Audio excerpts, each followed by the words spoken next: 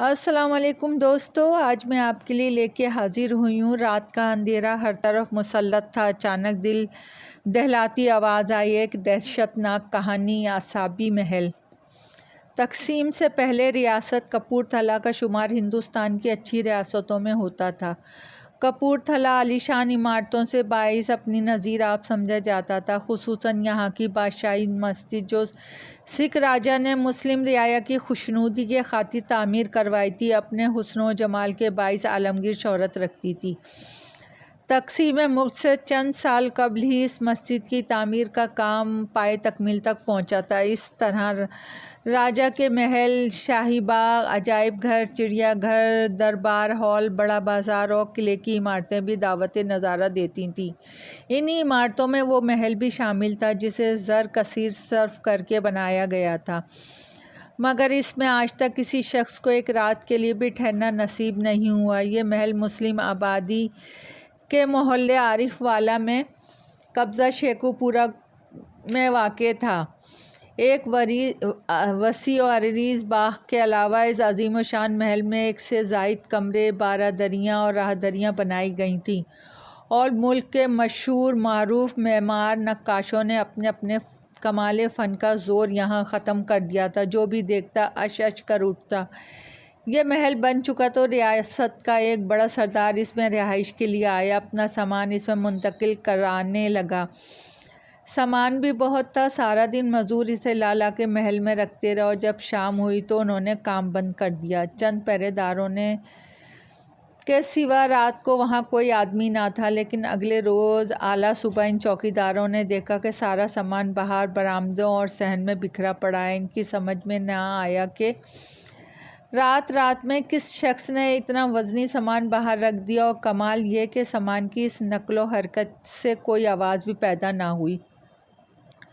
बहरहाल ये तमाम सामान दोबारा कमरों में पहुंचा दिया गया, मगर अगली सुबह यही तमाशा दिखाई दिया। सारा सामान सहन और बागीचे में फैला हुआ था।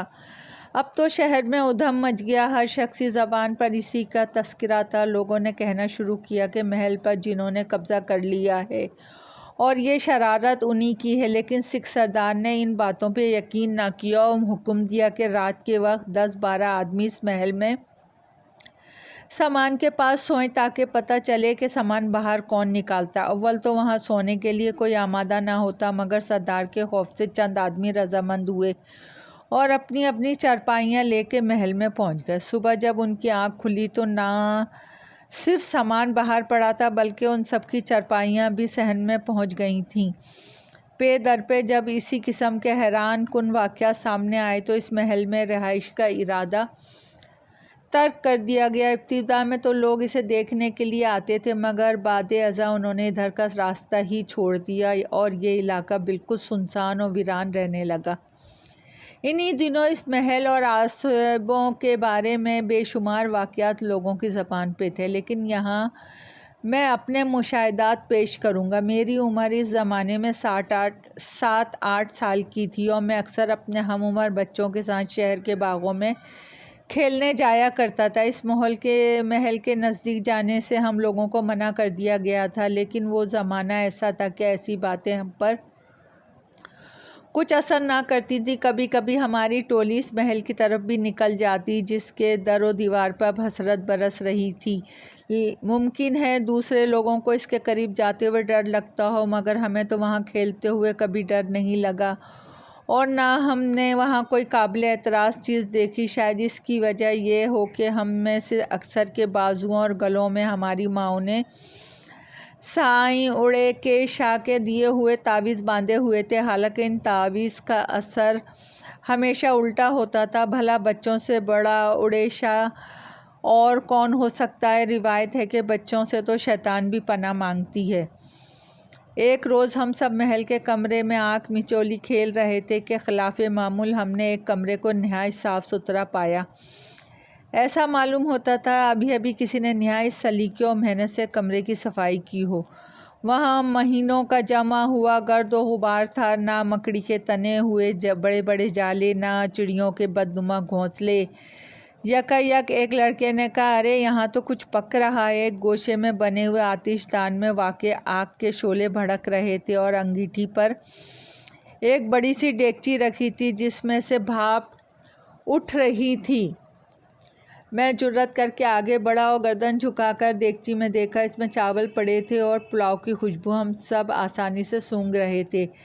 ये मामला देख के हम कुछ खौफज़दा हुए, चीखते चिल्लाते वहाँ से भागे और सड़क पे आन खड़े हुए। चूँकि ये कमरा सड़क के रुख पर था इसलिए वहाँ से आतिशदान बाखूबी नज़र आ रहा था। आग अब भी जलती दिखाई दे रही थी। हम दौड़े दौड़े अपने मोहल्ले की तरफ गए और लोगों को बुला लाए। एक हुजूम हो गया। सबको इस कमरे में आग के भड़कते हुए शोले नज़र आ रहे थे। आखिर चंद आदमियों ने हिम्मत करके इस राज को हल करने का फ़ैसला किया और मोहल्ले में दाखिल हो गए। मना करने के बावजूद मैं भी उनके साथ हो लिया, लेकिन जूँ ही इस कमरे में पहुंचा वहाँ आग वगैरह कुछ ना थी, बल्कि पहले की तरह फर्श पे गर्द और गुबार जमा हुआ था और छत के कोनों पे मकड़ियों ने जाले तने हुए थे। जब हम बाहर आए तो लोगों ने बताया कि तुम्हारे महल में जाते ही आग बुझ गई थी। इस वाक़े का चर्चा कई दिन तक पूरे शहर में होता रहा और हम लोग भी डरे डरे रहे, मगर रफ्ता रफ्ता ये बात जहनों से निकल गई और हम फिर महल में जाके वहाँ चौकड़ी मचाने लगे। एक दिन खेलते खेलते हम में से एक किसी को फर्श पर पड़ा चांदी का 1 रुपया मिला। उसने खुशी खुशी उठा के जेब में डाला और हम सबको भुनी हुई दाल मुरमुरे खिलाने के लिए नत्थू जौलाई की दुकान पे ले गया। दुकान पे पहुंचकर इसने सबको 1-1 पैसे के मुरमुरे लेकर दिए। याद रहे कि इस ज़माने में 1 पैसा आजकल की 54 के बराबर था। मुरमुरे लेने के बाद उसने रुपए निकालने के लिए जेब में हाथ डाला तो इसमें से नन्ही सी चुईया बरामद हुई। मुरमुरे वाला पैसों के लिए चीखता ही रहा और हम इस चुईया को पकड़ने के लिए दौड़े। मोड़ से निकले तो देखा एक सफ़ेद खरगोश के पीछे भाग रहे हैं।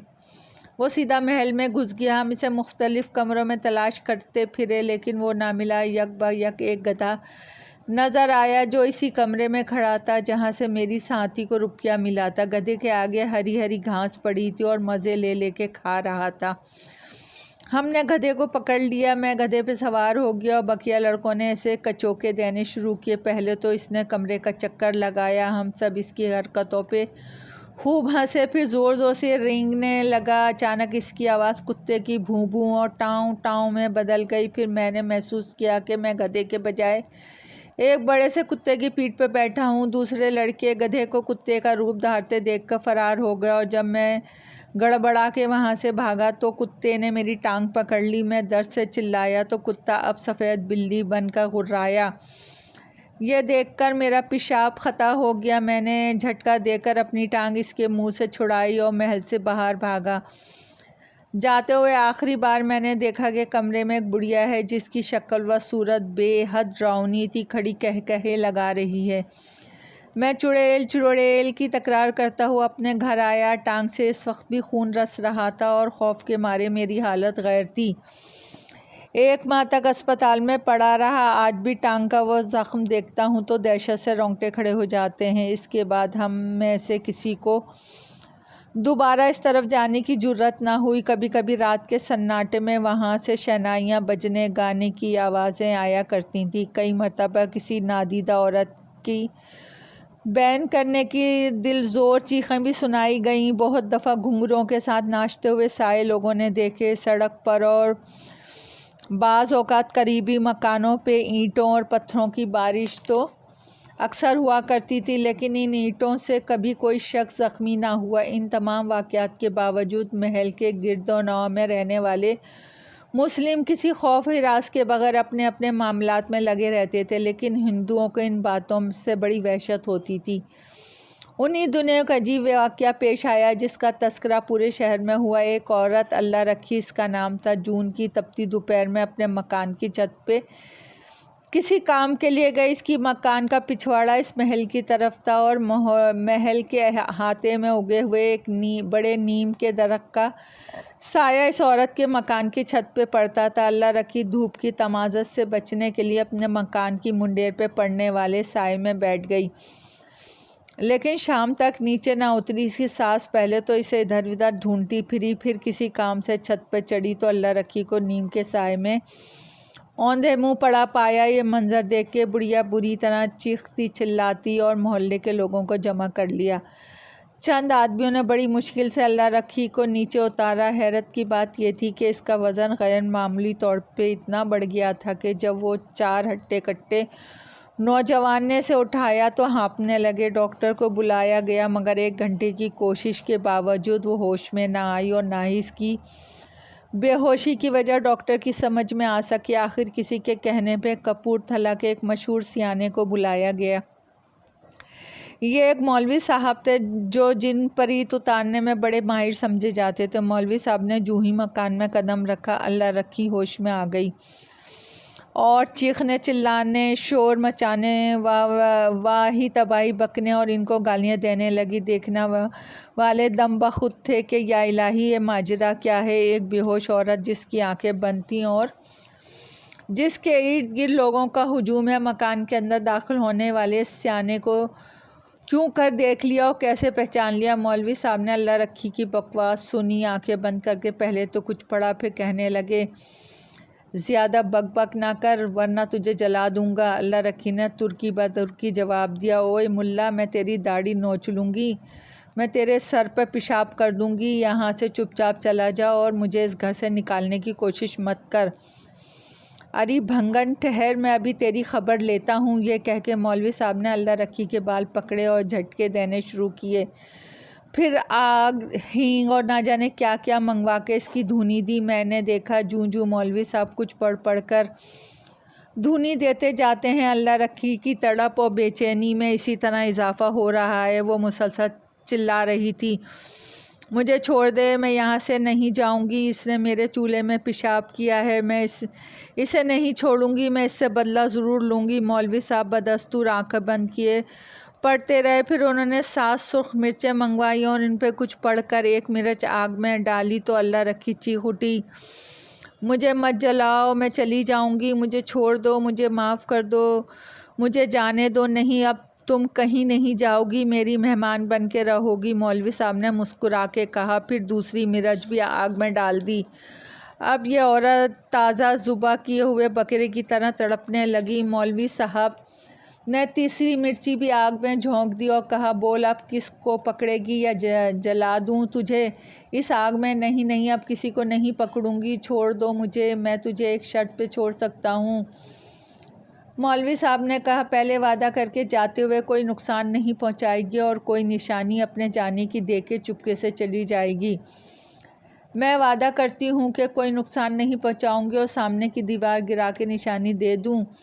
दीवार नहीं, सिर्फ 1 ईंट गिरा कर निशानी दो, जाओ भागो। यकलख्त 1 ईंट पूरे ज़ोर से मकान के सहन में गिरी। ये ईंट सामने की दीवार से निकली थी और साफ नज़र आता था कि चंद सानिया पहले गिरने वाली ईंट इस दीवार जगह पे लगी हुई थी। दूसरी अजीब बात जो सबने महसूस की कि बेहोशी की हालत में अल्लाह रखी ने जितनी बातें की उसका लबो लहजा अल्लाह रखी का असल लबे लहजे से कतन मुख्तलिफ था। ईंट गिरते ही औरत बिल्कुल नीम मुर्दा सी हो गई। मौलवी साहब ने एक तावीज़ इसकी चोटी से बांधा और घर वालों को तसल्ली दी, अब ये ठीक हो गई है। चंद मिनट बाद ही अल्लाह रखी ने आंखें खोल दी। इसके चेहरे से ऐसा मालूम होता था कि बरसों की बीमार है। इसने धीमी आवाज़ में सिर्फ इतना बताया, मैं कोठे पे नीम के साए में पेशाब करने बैठ गई थी कि एक भयानक चेहरे वाली औरत ने ज़ोर से मेरे 2 हथड़े मारे। सब लोगों ने बारी बारी इसका रुखसार देखा। वाकई अब किसी की उंगलियों के निशान नज़र आते थे। मौलवी साहब ने यह बताने से इनकार कर दिया था कि क्या चीज़ थी, जिन था, चुड़ैल थी या कोई और बला।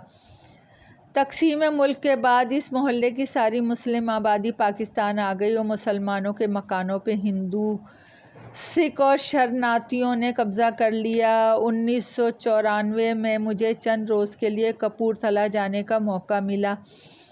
मैं वहाँ एक हिंदू दोस्त के यहाँ ठहरा और थोड़ी देर बाद अपने पुराने मोहल्ले की कशिश मुझे माफ़ वहाँ ले गई। मैं ये देख के हैरान रह गया कि मोहल्ले के जो तकसीम से कपूरथला का गुंजान तरीन इलाका था अब एक पुरहौल वीराने में बदल चुका है। सिर्फ चंद घराने आबाद थे, बाकी सब मकान वीरान और खाली पड़े हुए थे। मैंने अपने हिंदू दोस्त से इसका सबब पूछा तो कहने लगा, भाई इस महल पर भूतों का कब्ज़ा है और वो लोगों को यहाँ रहने नहीं देते।